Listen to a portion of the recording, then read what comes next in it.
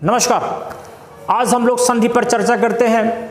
वह संधि जो संस्कृत विषय की, संस्कृत भाषा की एक आवश्यक अंग है, वह हिंदी भाषा में एडॉप्ट कैसे हो गई। पहला प्रश्न तो ये होगा। तो इसके लिए हमें यह जानना होगा कि हिंदी भाषा में जो तत्सम जैसे शब्द होते हैं, यानी कि जो शुद्ध और प्योर वर्ड होते हैं, उन्हीं वर्डों के प्रयोग की वजह से हिंदी में भी हम लोग संधि का प्रयोग कर देते हैं। गाहे बगाहे, जाने अनजाने में हम लोग काफ़ी बार ऐसे शब्दों का प्रयोग करते हैं जो अपने आप में संधि होती है। जैसे हम कहते हैं कि पुस्तकालय शब्द आपने बोल दिया, वह संधि हो गई। आपने देवेश बोल दिया, आपने महर्षि बोल दिया, तो ऐसे वर्ड क्या हैं? संधि हैं। लेकिन हम लोग यह नहीं समझ पाते ये संधि कौन सी है, ये संधि कैसी होती है, संधि कितने प्रकार की होती है, उनको सॉल्व कैसे किया जाता है। आज इसी मेथड पे हम लोग चर्चा करेंगे। और जो चर्चा का मेथड है एकदम साइंटिफिक होगा। यदि आपसे किसी ने पूछा कि संधि क्या है, तो आप कहेंगे संधि एक प्रकार का जोड़ है, एक प्रकार का योग है, एक प्रकार का मिलाप है, यानी कि दो वर्णों का मिलाप है। अब पूछेगा यह जो आपने अभी पढ़ा जोड़ योग मिलाप किसका होगा, तो उसका प्रॉपर आंसर होगा वर्णों का होगा। किसका होगा?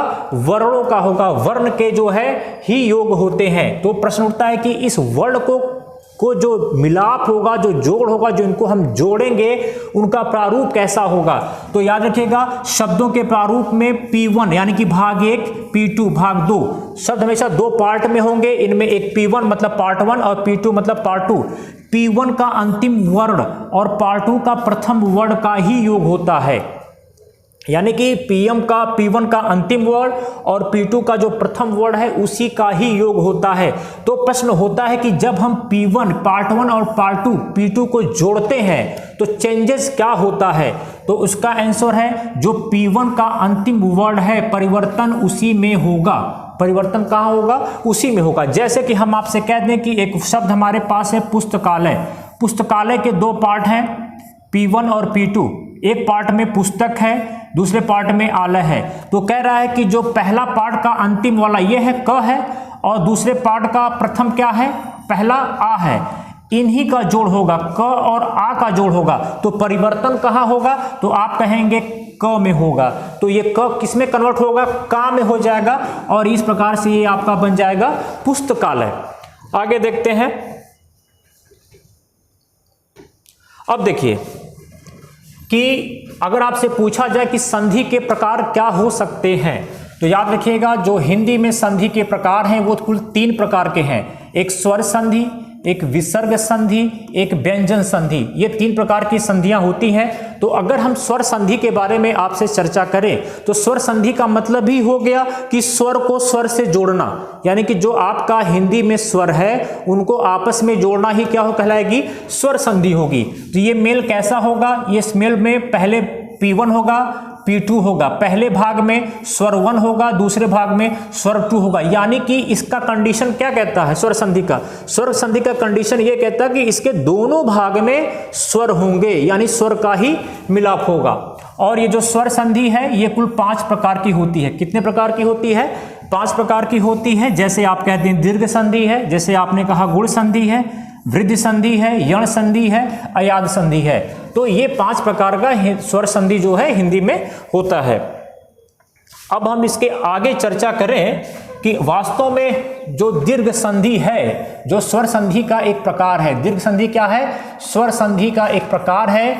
इसकी पहचान क्या होगी? तो स्वाभाविक बात है कि इसमें एक पहचान पॉइंट होगा। जी हाँ, दीर्घ संधि का पहचान पॉइंट क्या है? आ है, बड़ी ई है, ऊ है, री है। यानी कि आ से, यानी कि ऐसे शब्द जिसमें आ होगा, ई होगी, ऊ होगा, री होगा, वो गुण संधि है। वही इनकी पहचान पॉइंट होती है। जैसे आ से हिमालय, यहाँ आ लिखा गया है।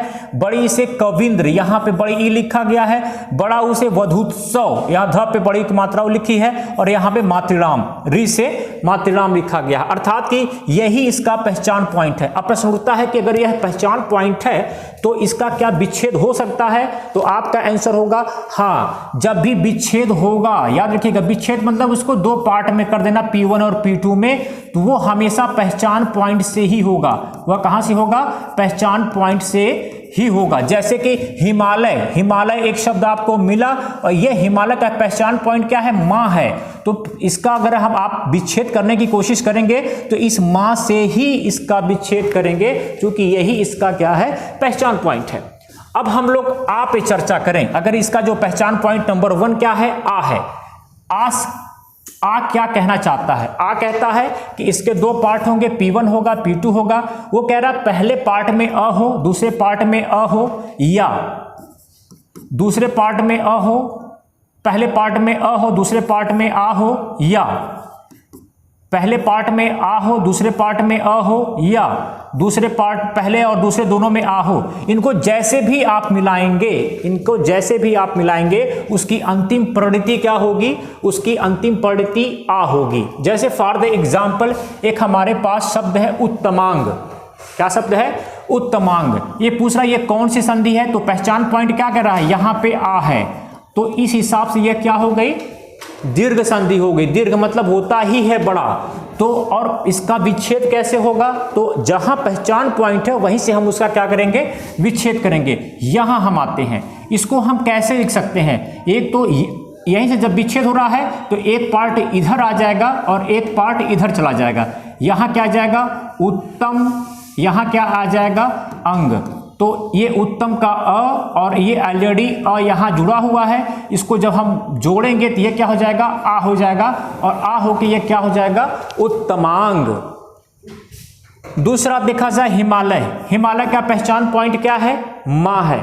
तो ये तो आ मिला आपको, तो स्वाभाविक बात है दीर्घ संधि हो गई। इसका विच्छेद कैसे होगा, तो आप कहेंगे कि जहां पहचान पॉइंट है वहीं से हम इसका क्या करेंगे, विच्छेद कर देंगे। जैसे कि कहा जाए हिम, और आपने दूसरे पार्ट में क्या लिखा, आलय, तो यहां म का अ और आ, यहां दूसरे पार्ट में क्या है, आ और आ मिलके क्या होगा, आ हो जाएगा। इस हिसाब से क्या बना है, हिमालय बना हुआ है। एक तीसरा एग्जाम्पल दिया जाए नयनाभिराम, तो इसमें पहचान पॉइंट क्या है, ना। जहां से ना है वहीं से इसका विच्छेद होगा, तो एक में हो जाएगा नयन, एक में हो जाएगा अभिराम। एक में क्या होगा, अभिराम। तो इस प्रकार से आप लोग देखते हैं कि एक साइंटिफिक मोड में संधि आप कैसे सॉल्व करते हैं, उसको देखते हैं। मुझे उम्मीद है कि आपको समझ में आया होगा। नमस्कार, धन्यवाद।